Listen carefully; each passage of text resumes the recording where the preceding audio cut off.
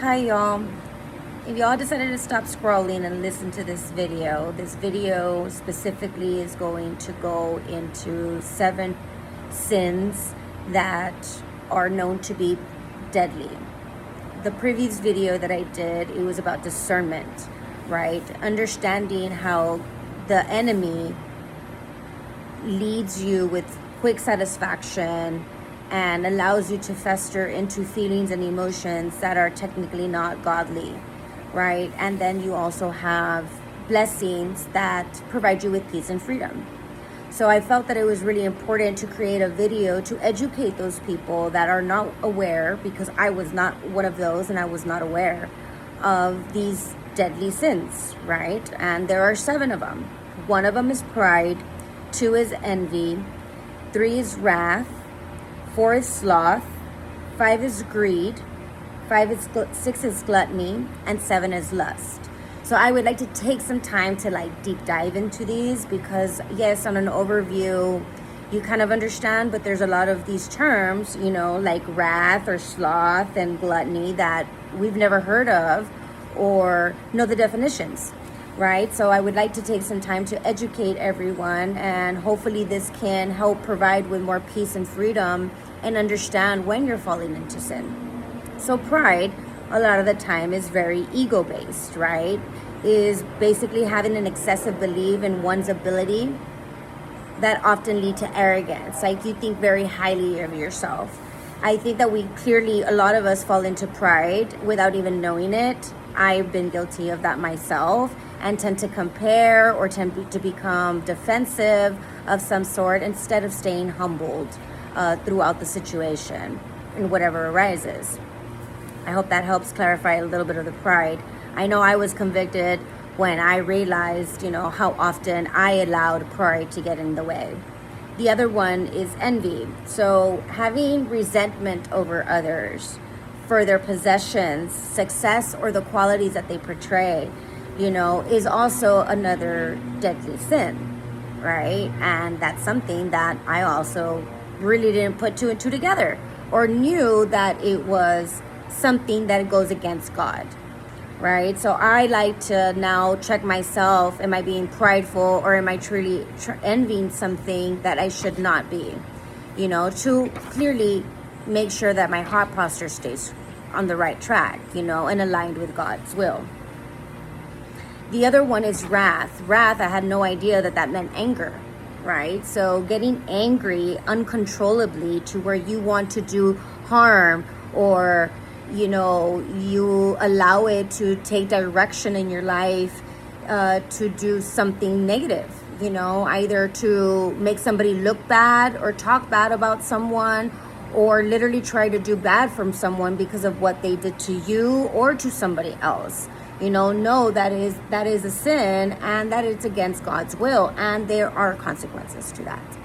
So I also had no idea. The world tells you that you should get angry, or you should get even, or you should feel that way. Your feelings are entitled, right? But God tells you to not allow it to take over and take root of your heart. Try to have compassion for others and understand that anger is stemmed from something. Either you take ownership of something that you did to trigger someone and create peace, right? Or just completely dismiss it and don't let it bother you, because there are consequences.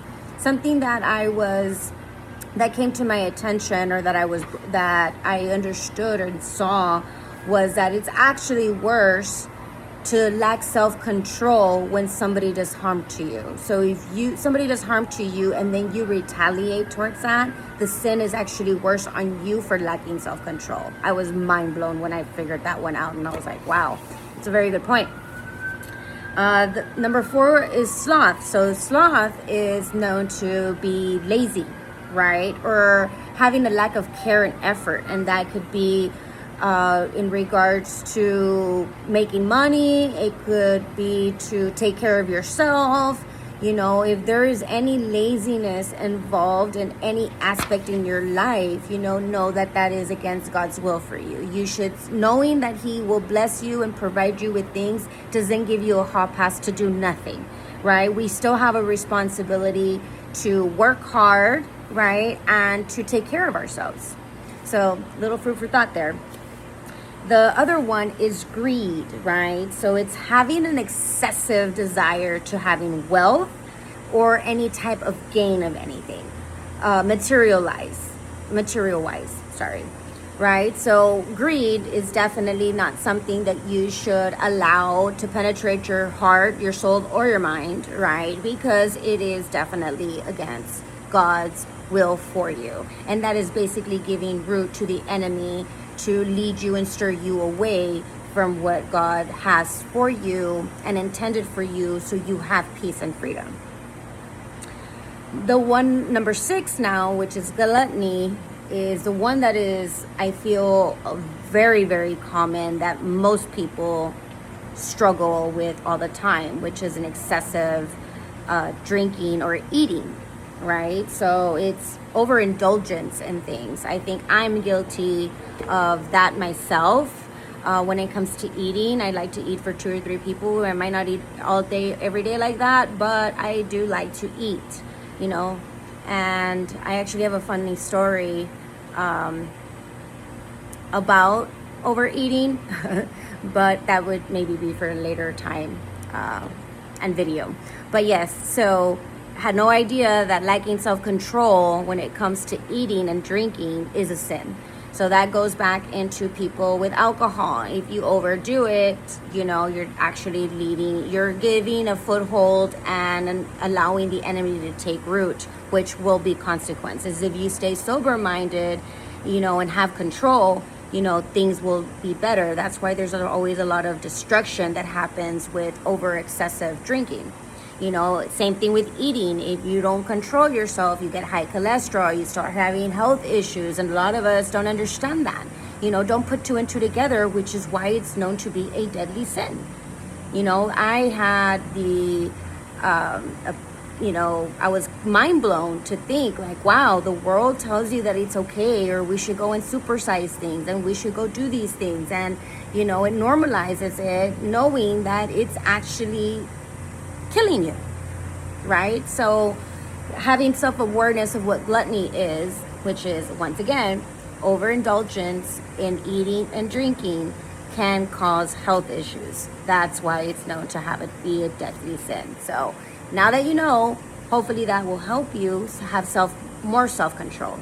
Is it a struggle for a lot of us? Absolutely.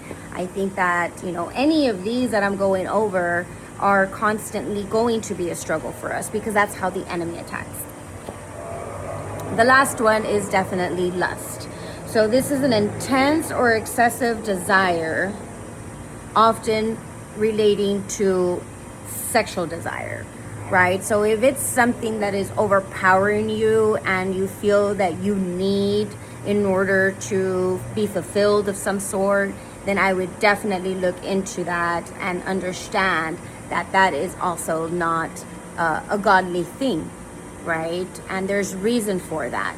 You know, remember that being intimacy is made for a man and a woman in marriage, right? So if we're not waiting for that, you know, then it also does not align with God's will.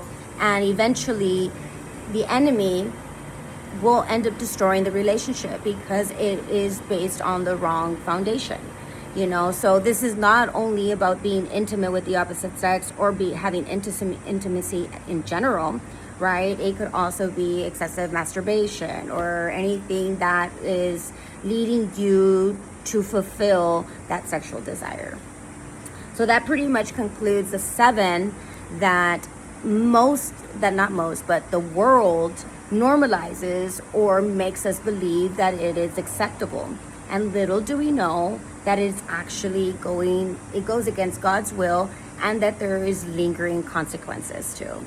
So hopefully this video, you know, gave you some clarity and some wisdom as far as, you know, what we should do to stay aligned, to have peace and freedom on earth, and what doesn't align with God. Stay tuned for some more. I do feel being called to talk about the fruits of the Spirit after this. So hopefully, everything will kind of connect. All my videos will connect and hopefully provide you with more discernment.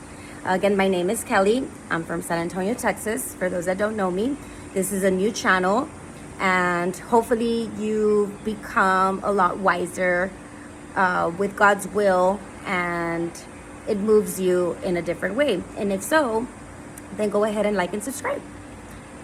Blessings to all, and friendly reminder that Jesus loves you. Have a great day. Bye.